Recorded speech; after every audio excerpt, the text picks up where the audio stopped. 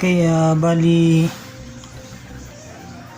itong bilog na to guys, na yan tawag dito, ito yung pinaka camera nya, so pwede nyo po siyang i-adjust pataas at pababa. Bali ito po yung tumitingin sa ating mukha o yung katawan natin, siya po yung tumitingin para umikot ito, siya yung sumusunod sa atin. Okay, ito pwede nyo itaas at saka sa ibaba. Yan. Ito naman, alam ko ito, pag kinlik nyo ito, ano siya, mag-i-steal siya ng picture. So parang camera. Okay, so ito naman yung kanyang power button. I-click nyo siya ng 4 or 5 seconds. Try natin. 1, 2, 3, 4. Yan. Mapapansin nyo, umiikot yung ano niya. Kasi sinusundan niya yung kamay ko. Ayan o. Diba po?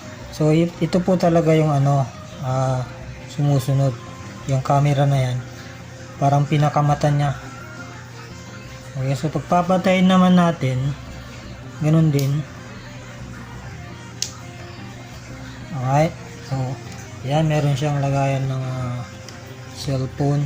Yan, pwede nang ikot-ikutin. Tapos dito yung kanyang kung gusto niyo nang higpitan or luwagan, dito po. So yun, sampulan natin.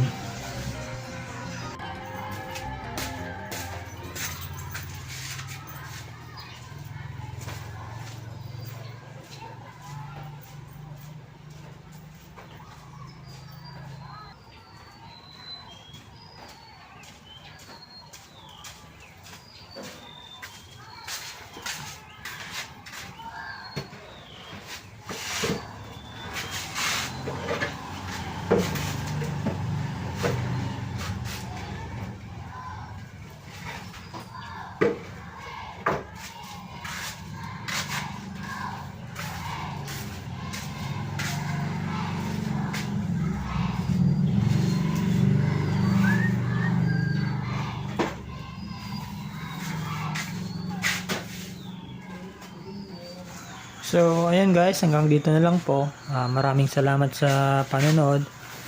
Ingat po tayong lahat. God bless.